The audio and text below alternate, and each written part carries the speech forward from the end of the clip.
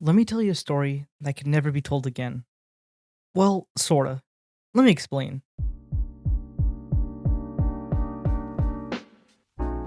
Doctor Who is a show that's been airing since the early 1960s. The premise of the show is essentially a character known only as the Doctor goes on crazy adventures through time and space with the help of some companions.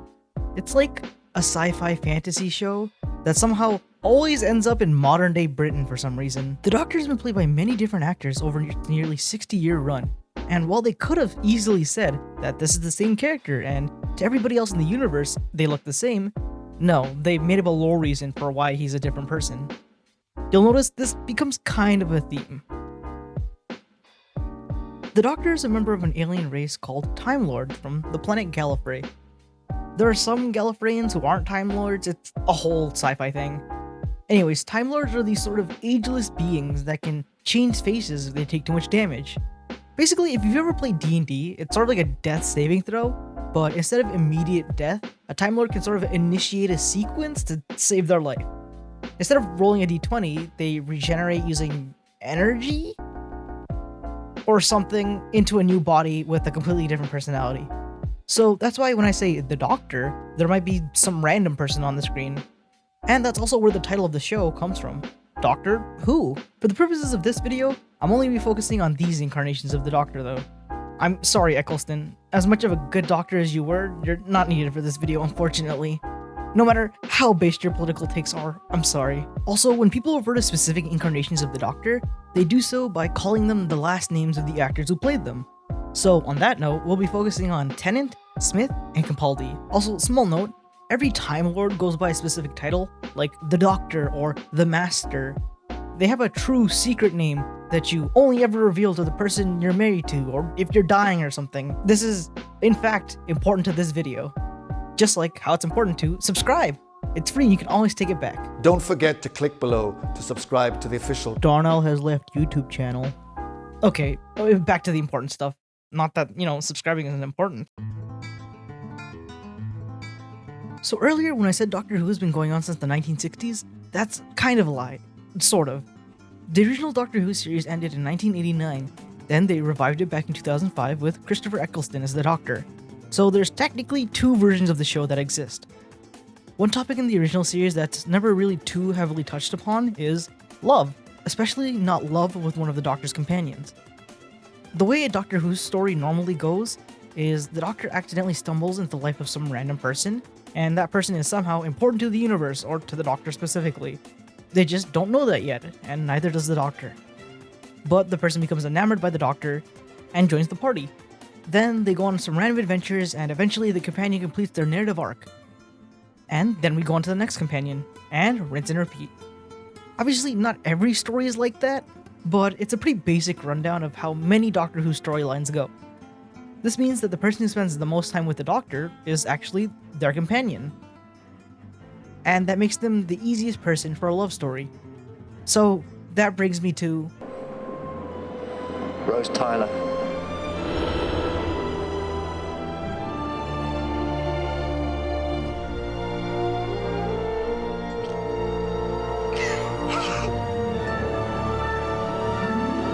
Rose Tyler is the first companion of the 2005 Doctor, and is one of the two people to still be a companion after regeneration. By the way, that's what it's called when the Doctor changes faces and personalities. Usually, the Doctor goes through 2 or 3 companions per regeneration, but her and Clara Oswald's arcs both outlast the Doctors that they started with. I won't be too long about her, but essentially, Rose and the Doctor's relationship developed over the course of the time that they were together, ultimately culminating in that legendary scene you saw earlier. The Doctor calls out to Rose before she disappears forever and says, "Rose Tyler, and never finishes the sentence. To the audience, it's obvious what the Doctor is going to say. The relationship has been building over 2 seasons. The Doctor would do anything for Rose, and she would do anything for him, but he never gets to say it.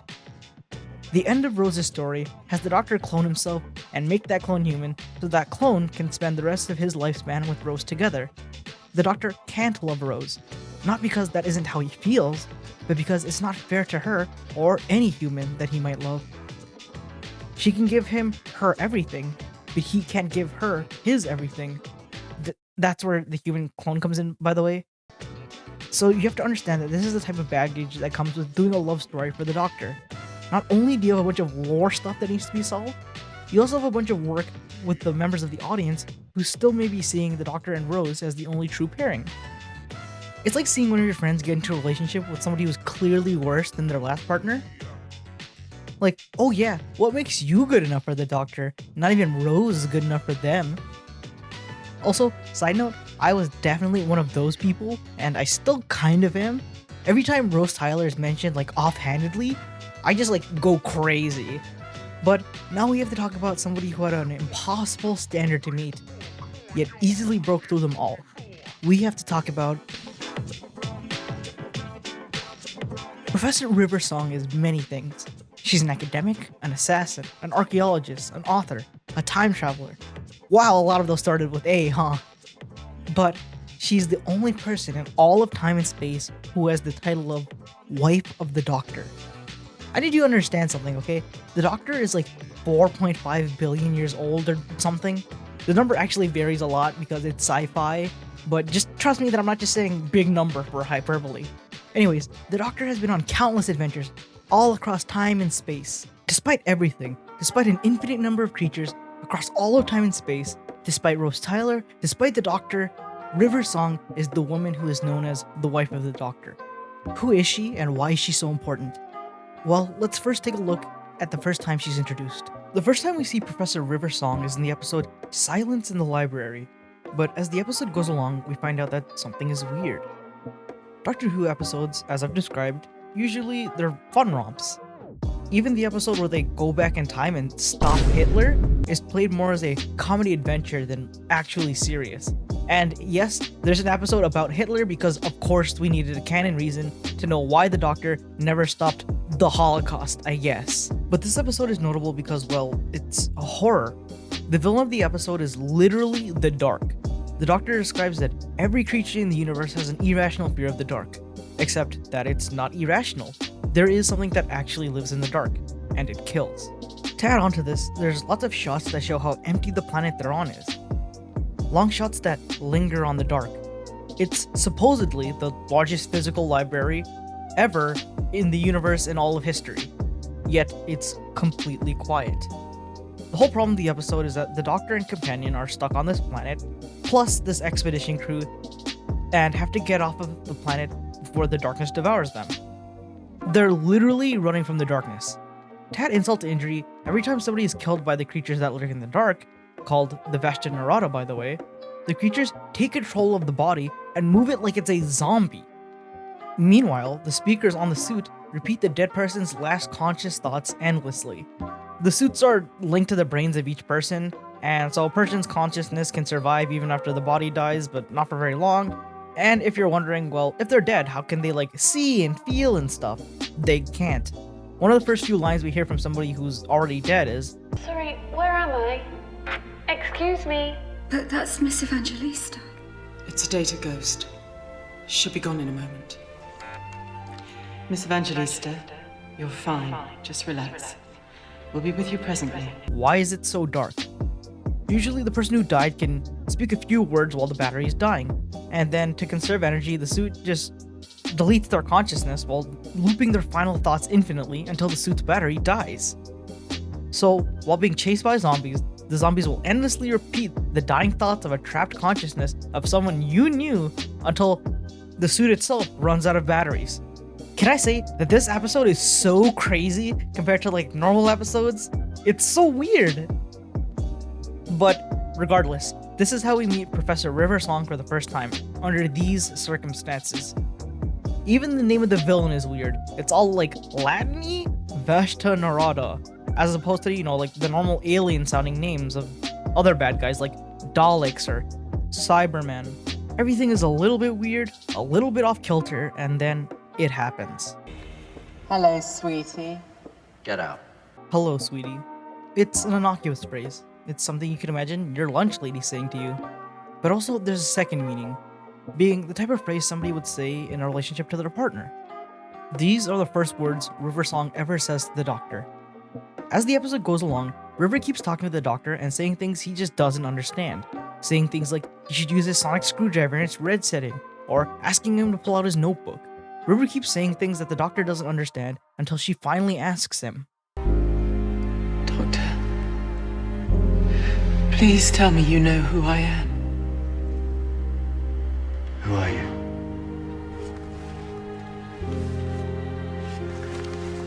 This is a scene that breaks my heart, because there's one crucial thing I haven't told you. You need to fast forward about 7 years in real lifetime to about 2015. The Doctor and River have just taken down an evil dictator and an illegal black market spaceship filled with criminals, and have now landed on the planet of Beryllium. The Doctor starts crying and gives River a sonic screwdriver, an important item to Doctor Who, just as important as his own TARDIS. Something the Doctor has had for hundreds and hundreds of years. The Doctor won't tell River why he's crying, nor why he's given her a sonic screwdriver. He just tells her one thing: he wants to spend one more night with River, because he's realized something. This is the last time the Doctor will ever see River Song. Neglected to tell you about River is that her storyline is in, well, reverse. Normally this is where a YouTuber would put an advertisement or something. I don't really have anything to advertise. Subscribe, I guess. Why did I make... What makes this story unique is that River Song's story is played out for the audience and the Doctor in reverse. So when the Doctor doesn't recognize River, that can only mean one thing: this is the last time she'll ever see him. While the Doctor moves forward in time, we go further and further back in River's timeline. So that means the point at which the Doctor doesn't recognize River is the final point for River, and the final point for the Doctor would be when River finally doesn't recognize him. Throughout this episode, River sets up multiple things that will become staples of the relationship going forward. The river in which River asks the Doctor to compare notes, hello sweetie, handcuffs, flirty back and forth, and finally, spoilers. The Doctor and River often meet at different parts in their lives, so in order to not mess anything up, they have a code word, which is spoilers, as to not spoil any adventures that are yet to come for the other person. Every aspect of these staples is something we get to see as the show goes on and as we explore this relationship. As River is giving her final speech to the Doctor, she says that this means that all along, he knew how she would die. Every time that they met, he always knew this is how her life would end. And man, imagine for a second that you were the Doctor. Hear me out for a second. The Doctor is a time traveler, so knowing when people die isn't an impossible thing. But the Doctor, from the moment he met River, knew exactly when she would last interact with him. This is something that will linger over him for the rest of their interactions. Imagine the first time you met someone and you just knew how things were going to end. What the last words you were going to say to them. Imagine knowing the last time you would ever play Minecraft with an online friend, or what the last words you would say to your mother would be before she's gone. You can't change them, you can't change time, but that information will always be in your head for as long as you live and for as long as you interact with that person. That's just terrifying. What's even worse is the disconnect in their relationship. Because of how they interact, they will always be at different points in their relationship, which means that River will often flirt with the Doctor, or will be playful, and this will result in her seeming overly aggressive, in contrast to the Doctor's kind of standoff nature with romance. But it's just because they've never been in the same place in their relationship at the same time. What this causes is that River's flirting actually helps the Doctor open up until he starts flirting with her. But this causes the exact same problem where the Doctor is being very flirty and caring to a younger River, which in turn causes her to be very flirty, and it's a circle. They both cause each other to be the way that they are, but in opposite directions. To the both of them, they see the final versions of each other while they're still young and impressionable. River even notes to her parents that it was impossible for her to not fall in love with the Doctor, a man of infinite mystery and poise. By the way, River's parents are the Doctor's companions. It's a whole storyline. While the Doctor gets to see the final River, a distinguished professor of infinite mystery. They both fell in love with the perfect versions of each other, the people at the end of a journey, the fully self-actualized versions of themselves, and then their relationship grew alongside them as people. It could be said that the versions of the Doctor and River were most compatible and best for the relationship never got to meet, because they're at opposite ends of a timeline. That's the conceit of the Doctor's relationship with River Song. But that isn't the whole story. Why is River the perfect person for the Doctor? Why is she the one who opens up the Doctor's heart? What about all the stuff I said about Rose Tyler? Was it all meaningless? So River has this one trait on paper that makes her unlike any other romantic interest. She's part Time Lord. She's immortal and can regenerate just like the Doctor. In order for the Doctor to have a successful relationship, it's very clear that this is important. For River matching his lifespan, or the Doctor matching Rose's, the Doctor can't pursue romance otherwise. This is emphasized by the fact that the Doctor basically treats most humans he knows like children. It's truly uncomfortable how horny Amelia Pond was for the Doctor. Absolutely, definitely kiss the bride. Amelia? No, on. Because he still considers her a child. It was like the main plot point to the Doctor that Amy Pond was the girl who waited for him all those years ago. For the Doctor, who is an immortal Time Lord, people can change, obviously, but unless they do change, they're represented by the biggest actions they've had to the Doctor, and that's what embodies them. The Doctor can never see Amelia Pond as a woman because she's still the girl who waited. This extends to everybody. Clara Oswald is the impossible girl, Rose Tyler is Bad Wolf, Jack Harkness is the face of Bo, Rory is the Centurion, Donna Noble is the most important person in all of creation. Everyone's life has an end, and because of that, to the Doctor, you're represented by your greatest moments together, and the emotions that those represent. River Song, however, is a person with infinite possibilities. The Doctor knows how she will die, this is true, but the time between her death and them meeting for the first time could be an infinite amount of time for time travelers. It could be 20 years, it could be 20,000 years. The Doctor has no way of ever truly knowing until it's happened naturally. You know, just like in real life, for regular people. Oh, did I mention, by the way, that River also has a time travel machine? So while their timelines are direct opposites, they can meet at any place at any time in any stage of their timelines. So that's where spoilers and the book came in. River keeps a book on her and so does the Doctor. They write down their adventures that they have together, and then they catch up to see where the other person is at. Who gave her the book? Well, it was the Doctor. When young River meets the Doctor and asks him 1,000 questions, what does he say? Spoilers. It's River Song. Who's River Song? Spoilers. They are people who influence each other whether they know it or not. The Doctor has been every part of River's life. He's been there even for her birth. And River has been integral to the growth of the modern Doctor.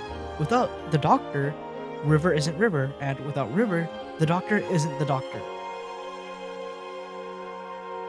So how does it end? How does the story of River Song and the Doctor end? We know how River dies, but how does it end chronologically for the viewer? Well, River's story has 3 endings. This is the thing about Doctor Who. It does this all the time where it kind of says something is a definitive end, and then it goes back for seconds and maybe even thirds. The best example of this would be the death of the Doctor. The death of the Doctor is something that happens like 4 times, and every time it happens, the story tells us, the Doctor must die. It is a fixed point in time. You cannot change those. And then the Doctor doesn't die and the story continues. The first time River reaches a satisfying conclusion is when the Pandorica opens. All you need to know is that the universe is going to reset itself, and the Doctor and his companions are seemingly unable to stop it. So, with the end of the universe, the Doctor does something unexpected. If the universe is ending, then why live with regrets? The Doctor brings River and her parents, and he tells them that he wants to marry her. And River says yes, obviously, and he speedruns the traditional marriage ceremonies of his people. And then he does something he's never done before. I'm about to whisper something in your ear, and you have to remember it very, very carefully and tell no one what I said.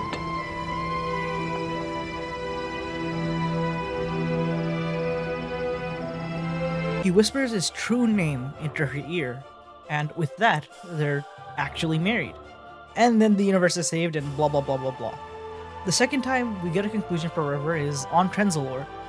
What you need to know about Trenzalore is there's one rule for time travelers. Never visit the place where you'll die. Trenzalore is the Doctor's grave, and someone is blackmailing the Doctor to come there.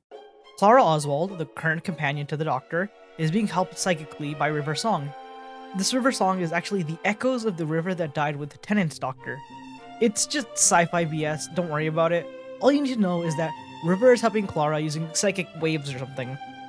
Fun fact, In this episode, the doctor notes that River's grave is right next to his, and he says, "She didn't die here. Why would they bury my wife here?" And Clara goes, "Wait, you have a wife?" Maybe it's a secret entrance to the tomb! Yes, of course, makes sense. They'd never bury my wife out here.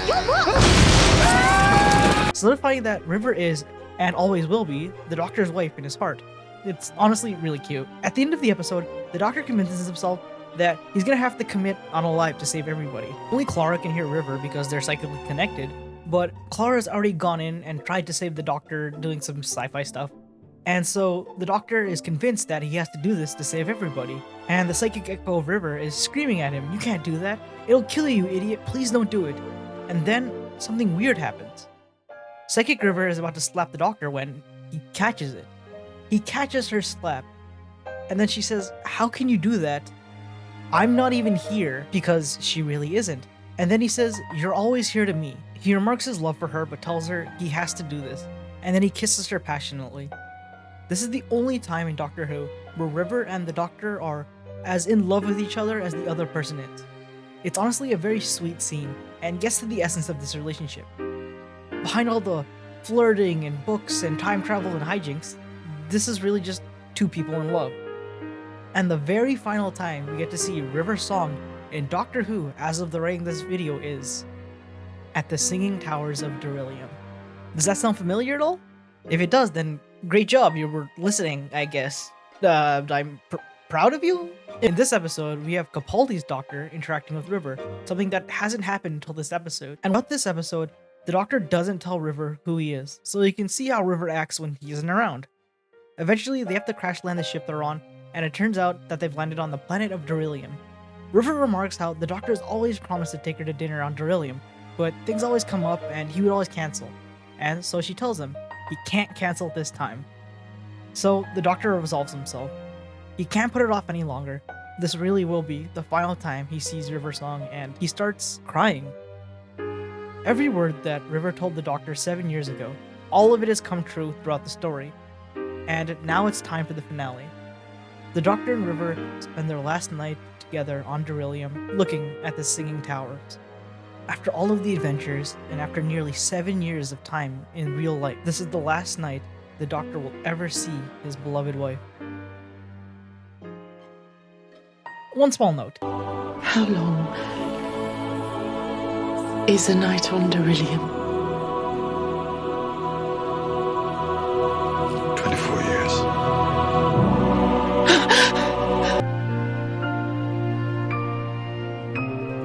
There's one thing I never told you about the Doctor's first meeting with River. One crucial thing I didn't tell you on purpose. In Doctor Who, people die. A lot. The Doctor can't save everybody. It's just part of his job.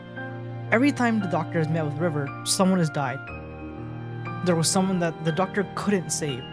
Whether it was literally Nazi Germany or Amelia and Rory Pond, where the Doctor walks, death is always soon to follow. Except this one time. The Doctor realizes he left River his screwdriver. He's had hundreds of years to think about this moment. The moment that River dies. This can't be all, can it? And then he figures it out. He figures out how to save River's song, as well as all the people on the expedition who were killed by the Vashta Narada. There's a quote from the Ninth Doctor, Eccleston, that when I first heard it, it kinda gave me goosebumps. And I think it's appropriate here too. Everybody lives, Rose. Just this once. Everybody lives! Just this once, everybody lives. The Doctor is a person whose life is tied to an incalculable amount of death. Every adventure he goes on, people will die. That's why every time the Doctor can save any life, it's important. And when the Doctor can save every life, well, that's a miracle. The amount of times that the Doctor has saved everyone that he's been involved with can probably be counted on 1 to 2 hands. But it's just as important every time. And this is one of those times. River Song is a woman whose life is intricately tied to the life of the Doctor. She is the Doctor's wife. River Song is a story that's nearly impossible to replicate, from being told backwards to being written years in advance. Did I say that the notebook that River carried in the first episode was actually filled with all the future plot points that would happen to her? Her actress Alex Kingston said that she always knew what would happen to River because it was already written down. Only her and the writers were ever allowed to see what was inside. River Song was able to pursue a romance with a character as esoteric and quirky as the Doctor. When you first meet River, everything she says that will happen seems impossible. But as we go along, she proves us wrong every step of the way, and she does it with style. River Song is an impossible story, only a story that can be told over almost an entire decade on Doctor Who. So, I have a question. What's the point? What's the point of River Song's story? What do we learn? If I had to put it into words, it'd be that we're all human. One day we're all gonna say our last goodbyes, see someone for the last time, cry for the last time, and love for the last time. Like the Doctor, we know that everything has to come to an end. One day you'll breathe your last breath, and I just hope that you'll look back fondly on the adventures you've had. Since you made it this far into the video, I'll let you in on a little secret. The Doctor's true name. It's in one of the books, and they actually say what his name is. Are you ready? It's actually... subscribe! And if you like my videos, hit that like button, and check out my other content. Thank you so much for watching. I'll see you next video.